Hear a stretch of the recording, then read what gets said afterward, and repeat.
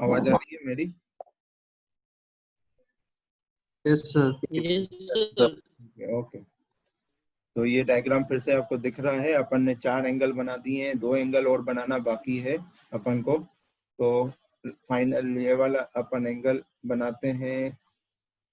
अब एंगल बनाते हैं थीटा ई। अब बनाते हैं थीटा ई। थीटा ई कहाँ मिलता है अपन को? देखिए थीटा ई कहाँ मिलता है।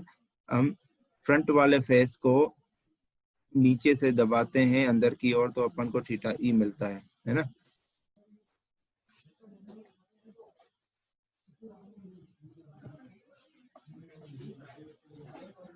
अभी भी लोग ऐड होना।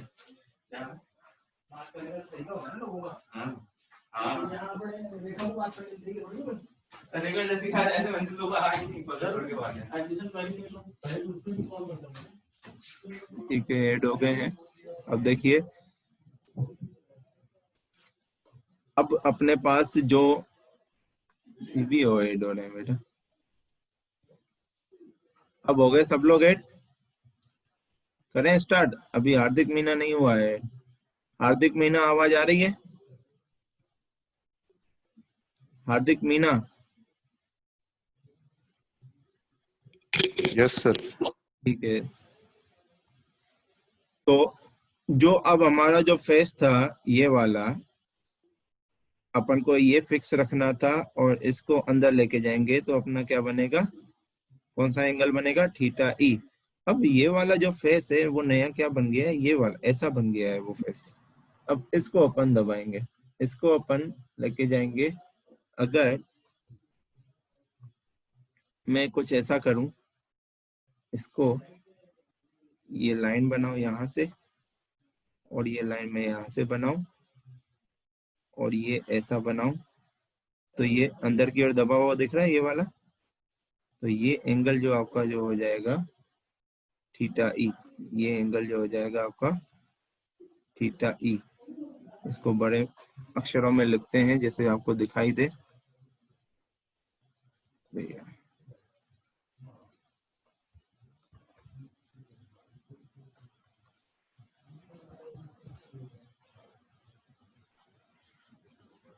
ये थीटा ई। एक बार अच्छे से फिर से उधर देखेंगे, इधर देखेंगे।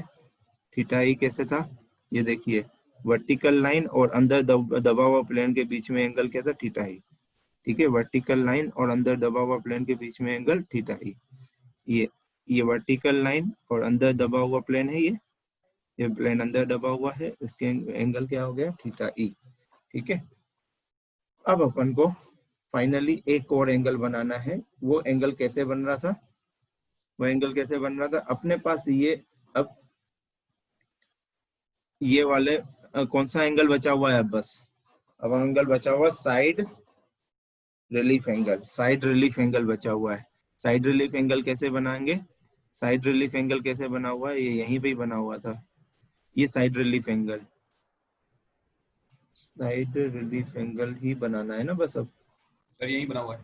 ये थीटा है। साइड रिलीफ एंगल कैसे बना है? ऊपर वाला जो, मतलब ये वहीं पे रहेगा, ये वाली लाइन वहीं पे रहेगी, ये वाली लाइन अंदर जाएगी, है ना। तो हम कुछ ऐसा बनाए, इसको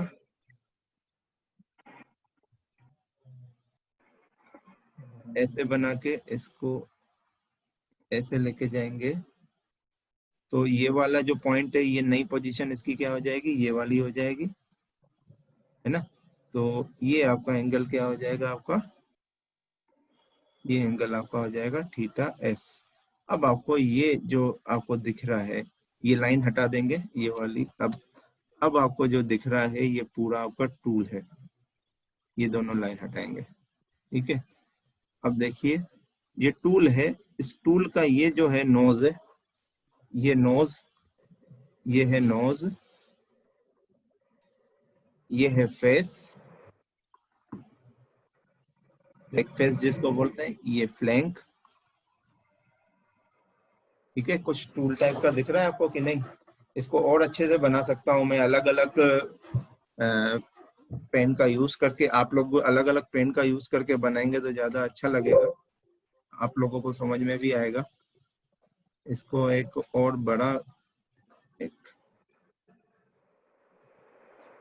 बड़ा डायग्राम बना रहा हूँ।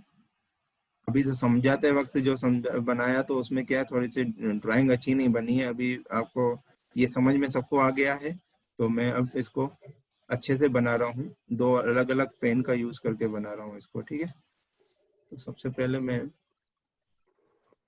रेड पेन ले लेता हूँ।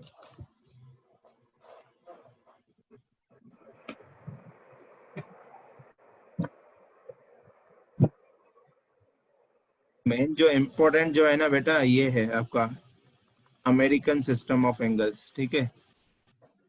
आपको जो भी न्यूमेरिकल आएंगे अमेरिकन सिस्टम ऑफ एंगल्स के रिलेटेड ही आएगा।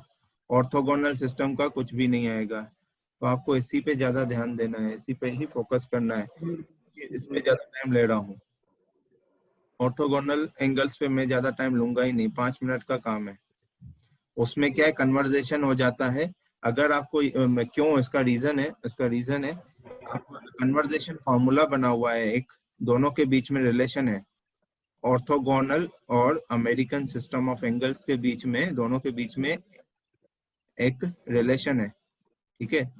अगर आपको ये एंगल्स आ गए तो आप, अगर एग्जाम में अगर गलती से वो वाले एंगल्स भी आ गए आपका, मान लो ओआरएस सिस्टम भी आ गया मान लीजिए, तो ओआरएस सिस्टम आ गया तो आप कन्वर्ट कर सकते हैं उसको, डायरेक्टली उस फॉर्मूला से कन्वर्ट कर सकते हैं, ठीक है। तो आप अपना जो निकालेंगे वो क्या निकालेंगे,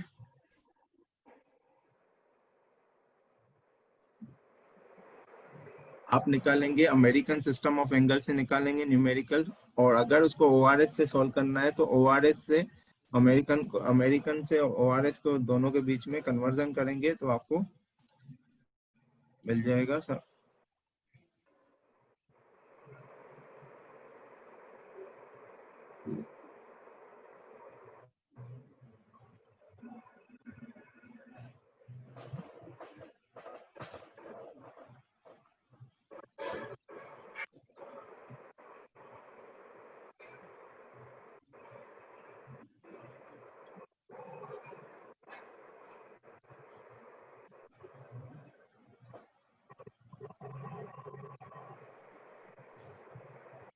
जिसका भी ऑन है, ये विठल का ऑन है मेरा, म्यूट कर दिया, चलो ठीक है।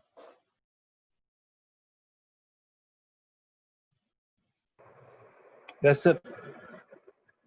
बेटा आप म्यूट म्यूट कर दीजिए। ठीक है।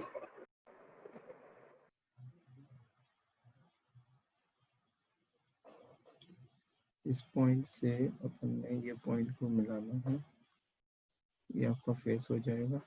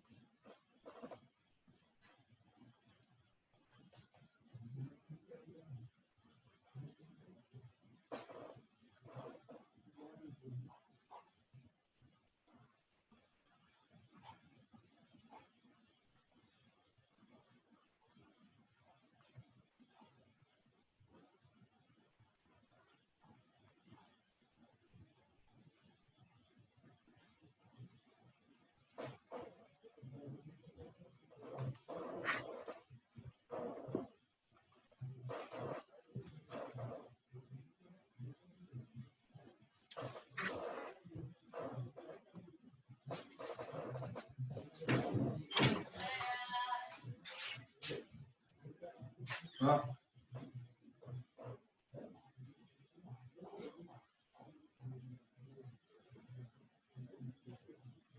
पूरा बन गया, कुछ बचा है, हो गया। अब इस वाले पोर्शन को इरेज कर देंगे, इस वाले पोर्शन को इरेज कर देंगे। अब लिखेंगे अपन एंगल्स। एंगल्स आपका ये हो गया अल्फा एस, ये हो गया आपका अल्फा बी, ये हो गया आपका सी ई, और ये हो गया, ये हो गया थीटा ई, ठीक है।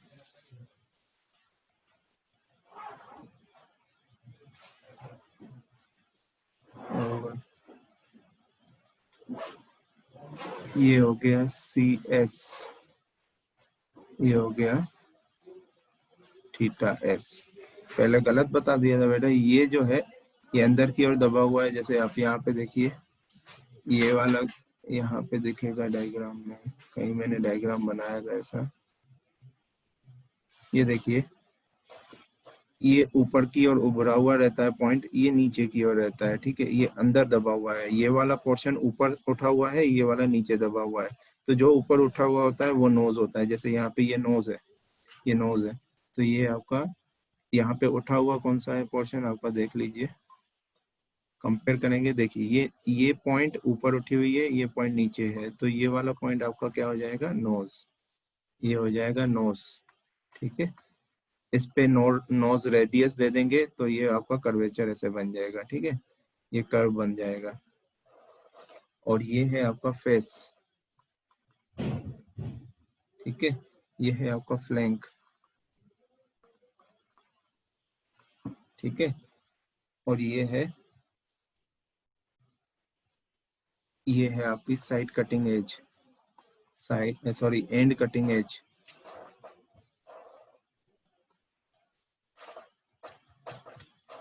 ये है, ये वाली लाइन जो है एंड कटिंग एज, ठीक है।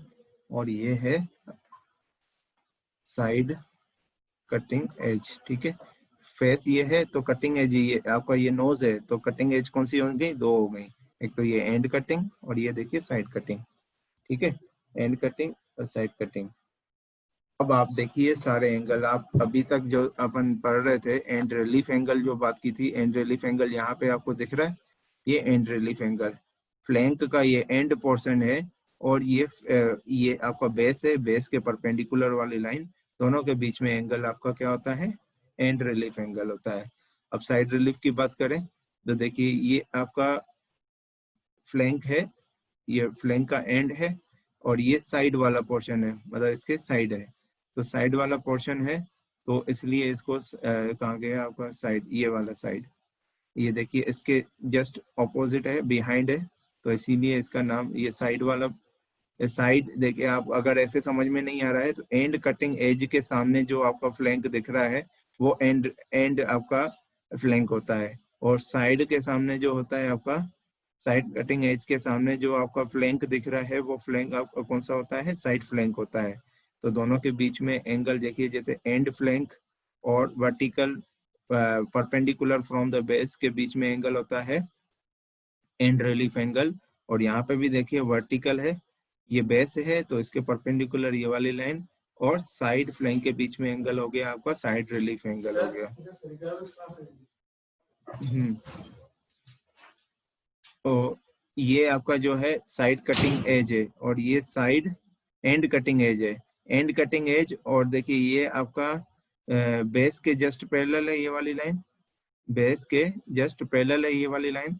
तो बेस बेस के पैरेलल ऑल, और आपका जो साइड कटिंग एज है, दोनों के बीच में एंगल आपका क्या हो जाएगा, दोनों के बीच में एंगल क्या हो जाएगा, साइड कटिंग एज एंगल, ठीक है। और यहाँ पे आपका ये हो जाएगा, अगर एंड कटिंग एज कौन सा एंगल बनाएंगी, एंड कटिंग एज एंगल बनाएंगी, ठीक है। अब आपको डेफिनेशन बताने की भी जरूरत नहीं है, ये मैंने जितने भी बताए ये आपको डेफिनेशन लिखे हुए हैं, है ना। इसमें कुछ चीजें ऐसी हैं जो बताने लायक, जैसे ये है, end relief angle prevents the friction on the flank of the tool. वही है, आपको पहले बता चुका हूँ, फ्लैंक पोर्शन और वर्कपीस के बीच में, ये फ्लैंक है, फ्लैंक और ये वर्कपीस दोनों के बीच में अगर कांटेक्ट होता है, रबिंग है, दोनों के बीच में रबिंग को रोकने के लिए ही अपन रिलीफ एंगल का यूज करते हैं। तो यहाँ पे यही लिखा हुआ है, end relief angle prevents the friction on the flank of the tool, ठीक है। ऐसे ही बात करें साइड रिलीफ की, it measures the in the plane perpendicular to the side flank. ये ध्यान देने की जरूरत नहीं है, ये अपने डेफिनेशन में ही लिखी हुई है, अपन ने यहाँ पे ही लिखा हुआ है। तो अब फाइनली आपको जो एग्जाम में आएगा उसमें आपको ये डायग्राम बनाना रहेगा, इस डायग्राम का यूज करके आपको सारी डेफिनेशंस लिखनी रहेंगी। और डेफिनेशन को समझने के लिए, टूल को समझने के लिए, टूल को अच्छे से देखने के लिए आप इसका रेफरेंस ले सकते हैं, ये वाले डायग्राम्स का, ठीक है। फाइनली आप क्या करेंगे, रबर लेंगे, ब्लेड लेंगे, इनको ऐसे काटेंगे, आपका टूल तैयार हो जाएगा। ठीक है, ऐसा टूल तैयार हो जाएगा। ठीक है ना, आया समझ में। तो इसके बाद एंड कटिंग एज एंगल, तो it prevents the trailing edge end of the cutting edge of the tool from the rubbing against the workpiece. Actually क्या होता है, हम एंड कटिंग एज इसलिए प्रोवाइड किया जाता है, एंड कटिंग एज प्रोवाइड इसलिए किया जाता है, sorry, and cutting as angle, और कटिंग एज एंगल इसलिए प्रोवाइड किया जाता है जैसे कि अपन को कटिंग एज बनानी है। ठीक है, तो आसानी से कट हो सके आपका वर्क पीस, इसीलिए अपन कटिंग एज एंगल बनाते हैं। ठीक है, large end cutting edge weaken the tool, it usually between the 8 degree to 15 degree. जितना ज्यादा कटिंग एज एंगल जितना बढ़ाएंगे, उतना आपको आपका जो नोज होगी, नोज की जो टिप होगी, वो टिप आपकी जो बहुत ही शार्प बन जाएगी। जितनी शार्प बनेगी उतना आपका टूल वीक हो जाएगा। तो अपन को कोशिश करनी है कि जो एंड कटिंग एज एंगल है वो 8 डिग्री से 15 डिग्री के बीच में हो। ठीक है, और जो आपका साइड कटिंग एज एंगल है वो किसके बीच में होता है, 15 से 30 डिग्री के बीच में होता है। ठीक है, आया समझ में। इसका मेन ध्यान रखना है, ये वाले इसका साइड कटिंग एज का मेन ध्यान रखना, यही बताएगा आपको कि ये एंगल जो दिया हुआ है,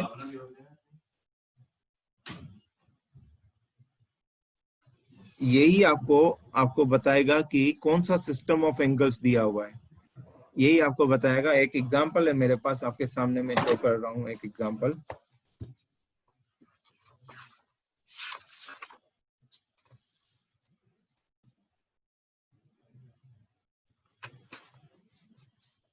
जैसे 2 एग्जांपल है मेरे पास, मैं आपके सामने लिख रहा हूँ यहाँ पे। 2 सिस्टम ऑफ एंगल्स आपको दिए हुए हैं क्वेश्चन में। ये देखिए, एक दिया हुआ है ये 0 डिग्री, 10 डिग्री,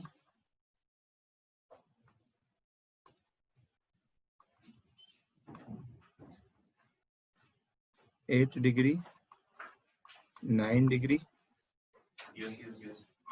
15 डिग्री, 75 डिग्री और 0 mm। एक और दिया हुआ है आपका नॉमेनक्लेचर, एक और नॉमेनक्लेचर ये दिया हुआ है 7 degree, 15 degree, 6 degree, 6 degree, 8 degree, 30 degree, 1 mm। अब इनमें ये बताना है कि ये आपका ASA सिस्टम है या फिर ORS सिस्टम है। ये आपका ASA सिस्टम है और ORS सिस्टम है। ये आपको समझना पड़ेगा बेटा, जब क्वेश्चन आएगा तो आपको इसी से पता चलेगा, इससे यहाँ से पता चलेगा। साइड कटिंग एज जो होती है नॉर्मली कहाँ से लेकर कहाँ तक होती है, 15 से 30 डिग्री होती है बेटा। ठीक है, साइड कटिंग, सर ये फिक्स होते हैं क्या दिव्यांग? ये फिक्स बेटा, ये आपको टूल की डिजाइन करनी होती है, टूल की डिजाइन करके अपन, ये फिक्स नहीं होते हैं। आप डिपेंड करता है आपका ऑपरेशन कौन सा करना है, उसके ऊपर डिपेंड करता है। जैसे जहाँ पे ज्यादा कटिंग फोर्स की जरूरत है, ज्यादा कटिंग फोर्स की जरूरत है, तो वहां पे अपन टूल का एंगल को चेंज करते हैं, एंगल्स को चेंज करते हैं। अगर डिपेंड करता है कि आपका वर्कपीस का मटेरियल कौन सा है, उसके हिसाब से टूल की डिजाइन की जाती है। ठीक है, किसी एक ऑपरेशन के लिए ओके सर। किसी एक ऑपरेशन के लिए फिक्स होता है, ये कह सकता हूँ। ठीक है, तो यहाँ पे देखिए, अब यहाँ पे देखिए आपका ये जो सिस्टम होता है, जैसे मान हमने अभी तक कौन सा पढ़ा है, आप ये मान के चलिए, हमें तो भाई ASA सिस्टम आता है, ORS आता ही नहीं है। ठीक है, तो ASA सिस्टम के हिसाब से ये है आपका alpha b, alpha s, theta e, theta s, CE, CS। अब इधर लिखेंगे alpha b, alpha s, theta e, theta s, CE, CS। अब देखिए यहाँ पे CS की वैल्यू 75 डिग्री, यहाँ पे CS की वैल्यू 30 डिग्री।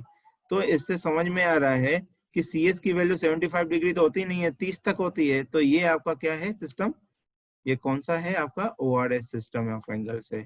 और ये आपका कौन सा है, ये वाला कौन सा है, ASA सिस्टम ऑफ एंगल से, क्योंकि CS की यहाँ पे वैल्यू 30 डिग्री वैलिड कर रही है। ठीक है, 30 डिग्री होता है एक्चुअली में। जो यहाँ पे वैल्यू होती है, यहाँ पे मैं आपको बता देता हूँ, ये जो होता है आपका यहाँ पे ORS सिस्टम में ये जो होता है CA होता है, जिसको अपन बोलते हैं अप्रोच एंगल। आगे पढ़ाने वाला हूँ, अप्रोच एंगल होता है वो, अप्रोच एंगल होता है, अप्रोच एंगल होता है जिसकी वैल्यू होती है CA is equal to 90 minus CS होती है, 90 डिग्री माइनस CS। अगर यहाँ पे, अब यहाँ पे मैंने बोला कि बेटा ये कौन सा सिस्टम है, ORS एंगल सिस्टम है। तो ORS सिस्टम है तो मतलब यहाँ पे ये वैल्यू क्या है, CA है। CA है तो CA 75 है, तो CS की वैल्यू कितनी हो जाएगी, CS की वैल्यू कितनी हो जाएगी, 15 डिग्री हो जाएगी। वैलिड कर रही है कि नहीं, इसके हिसाब से 15 से 30 डिग्री। आया समझ में कैसे पता करना है कि ORS सिस्टम है कि ASA सिस्टम है। सिस्टम ऑफ एंगल्स अगर क्वेश्चन में दिया हुआ है आपको, तो आपको कैसे पता करना है कि आपको कि ये ORS सिस्टम है कि ASA सिस्टम है। वो ऐसे पता करना है कि CS की वैल्यू 30 से ज्यादा कभी नहीं होती है। अगर यहाँ पे आखिरी वैल्यू 30 से ज्यादा दी हुई है तो वो आपका क्या हो जाएगा, ORS सिस्टम हो जाएगा। अगर 30 या उससे कम में है तो वो कौन सा हो जाएगा, ASA सिस्टम हो जाएगा। आया समझ में, ठीक है। अभी आपकी क्लास कैंसिल कर दिया तो अभी कितना टाइम हुआ है, मीटिंग कितने बजे, 11 बज गए क्या बेटा। ठीक है, अब आज की क्लास यहाँ पे एंड करते हैं। कल आपकी एक्स्ट्रा क्लास होगी, टाइमिंग 11 बजे रहेगा। कोई क्लास नहीं, 11 बजे कोई क्लास है क्या, मेरे को अभी बता दीजिए।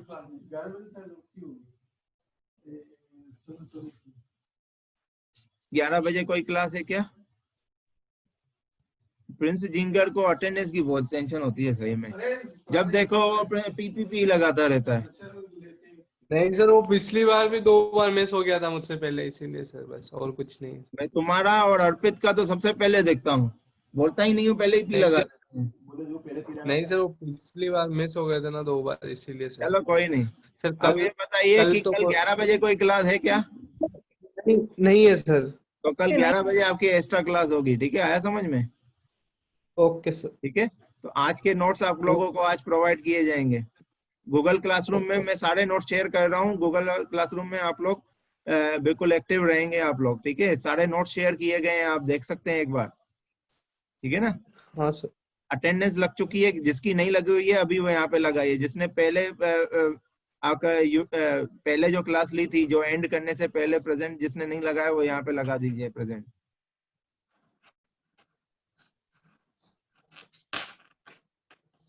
ठीक है। चलो, have a nice day, thank you.